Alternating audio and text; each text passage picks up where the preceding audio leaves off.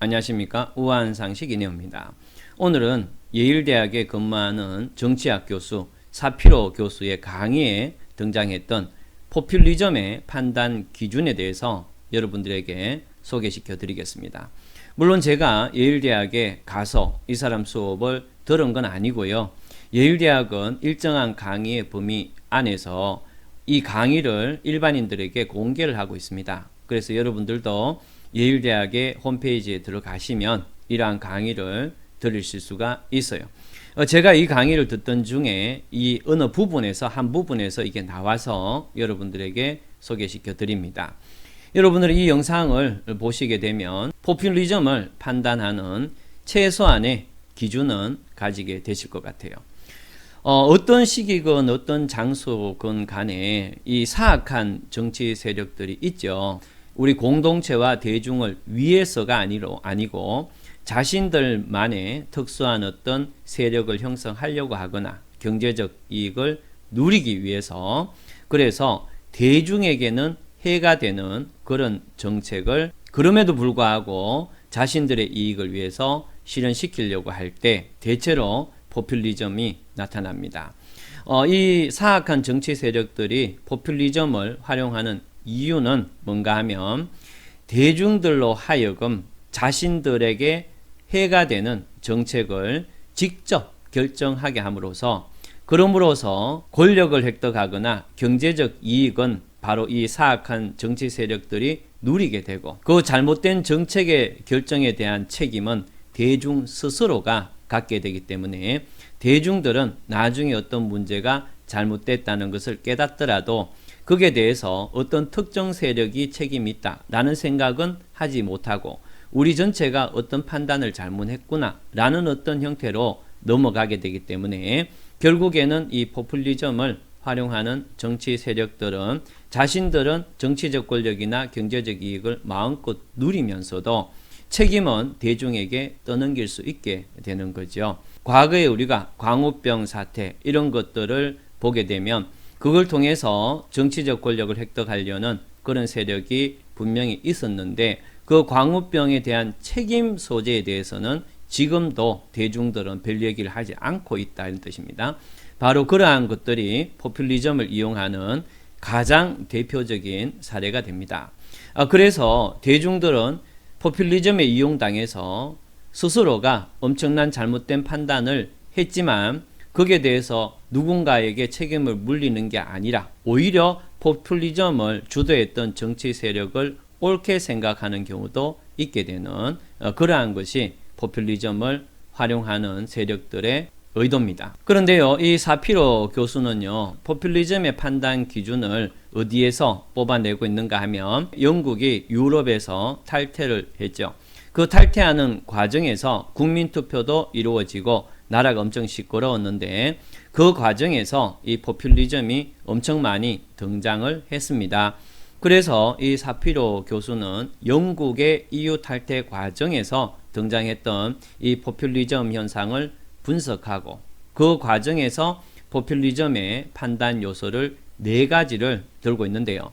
그 중에 한 가지는 영국에 특화된 기준이기 때문에 여기서는 3가지만 여러분들에게 설명을 드리도록 하겠습니다. 포퓰리즘의 첫 번째 판단 기준은요, 이 사람들은 반지성주의, 반엘리트주의, 반지식주의를 추구한다 이런 얘기입니다. 어떤 한 사회가 발전되어 오는 과정에서 여러 가지 실수도 하고 또 좋은 방향으로 나가기도 하는데요. 그 과정에서 수많은 정치가나 행정가나 학자들이 문제점은 문제점대로 분석을 하고 또 좋은 점은 좋은 점대로 끊임없이 연구를 해서 이 행정이나 국가 운영에서 이론적이거나 실증적인 지식들을 상당히 많이 축적을 하게 됩니다. 축적을 하게 되는데요. 포퓰리즘을 주도하는 사람들은 바로 이러한 기본적인 지식 체계 이런 것들을 부정하는 그러한 행동을 하게 되고 대중들로 하여금 그러한 어떤 지식이나 어떤 규범 체계에 대해서 모른 척하게 하거나 무관심하게 하거나 혹은 지식에 대한 반감을 갖도록 유도하는 것이 첫 번째 포퓰리즘의 판단 요소가 됩니다. 이 사람들은요, 막연한 어떤 정의나 어떤 미래라든가 기득권 이런 용어를 주로 많이 사용하는데요. 이것은 뭔가 하면 기존의 어떤 구체적이고 체계적이고 실정적인 그러한 지식들에 대해서 지식들은 상당히 복잡한 이런 어떤 느낌을 갖게 되는데 정의나 미래나 기득권 이런 것들은 누구나에게도 쉽게 어떤 관념적으로 와닿게 되는 겁니다.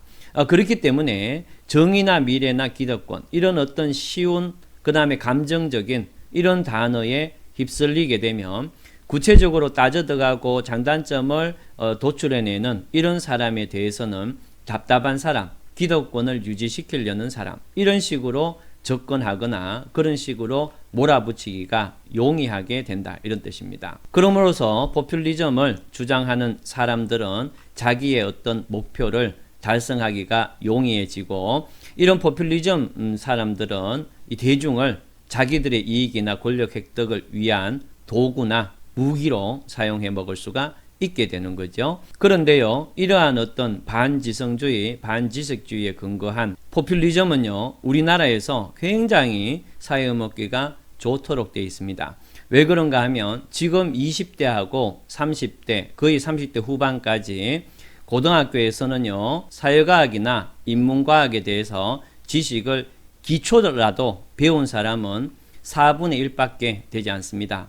지금 20대하고 30대가 교육을 받을 때는요, 이과생들은 아예 인문과학이나 사회과학의 기초과목을 아예 듣지를 않았고, 인문계 학생이다 하더라도 최소한의 선택 과목만 선택해서 들었기 때문에 지금 20대, 30대는 인문과학이나 사회과학 원리에 대한 기초를 아예 접할 기회가 없었습니다.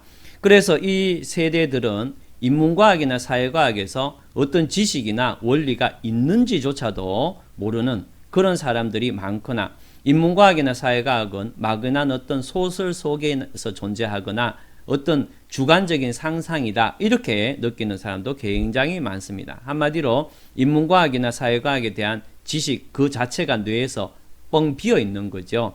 이런 상황에서 누군가가 정의다, 미래다, 기득권이다 라는 용어를 집어넣어주고 거기에 대한 아주 초보적인 그러한 근거만 넣어줘도 이 사람들은 쉽게 포퓰리즘의 도구가 될 수 있는 그러한 어떤 교육 상황에 있게 되는 거죠.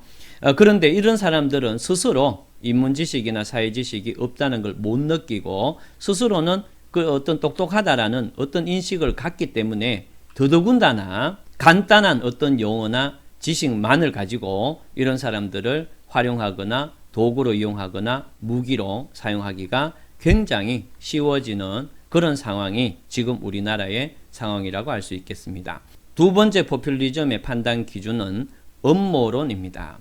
이 음모론은 어떤 건가 하면 일반 구성원들의 사고 밖에서 일반 구성원들이 사고할 수 있는 범위 밖에서 또 일반 구성원들이 생각할 수 없는 방법을 사용하는 세력이 있고 그러한 세력들이 우리의 어떤 기본적인 권리를 억압하고 장악하려고 하고 우리를 마음대로 휘둘리려고 하는 그러한 어떤 막연한 음모론을 제시해주고 그럼으로써 대중들에게 막연한 불안감을 갖도록 유도를 하게 되는 거죠. 그런데 우리가 일루미나티 이런 어떤 음모론 이런 음모론은 쉽게 우리가 알 수 있기 때문에 이게 음모론이다 아니다 이렇게 판단하기가 용이한데요.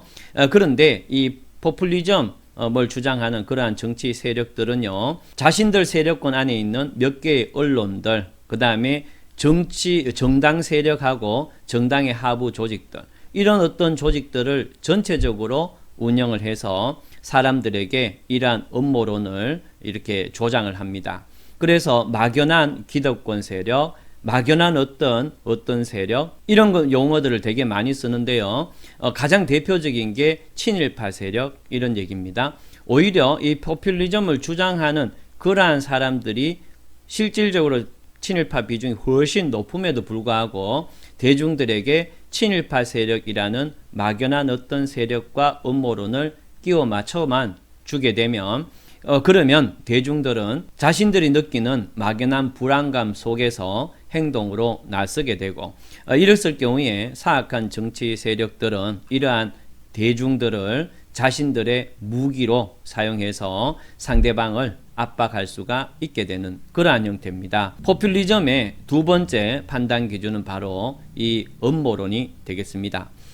그 다음에 마지막으로요, 세 번째 포퓰리즘의 판단 기준은 적대 세력을 만드는 겁니다.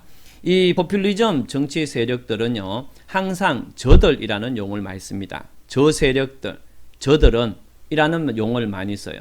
그런데 이 포퓰리즘 세력들은 우리들이라는 말은 쓰지 않습니다. 왜 그런가 하면 우리들이라는 말을 쓰게 되면 포퓰리즘을 주장하는 정치 세력하고 대중들이 있죠. 우리들이라는 용어를 쓰게 되면 이 대중들은 쟤하고 나하고는 다른데 이런 어떤 구분의식을 가져버리게 됩니다.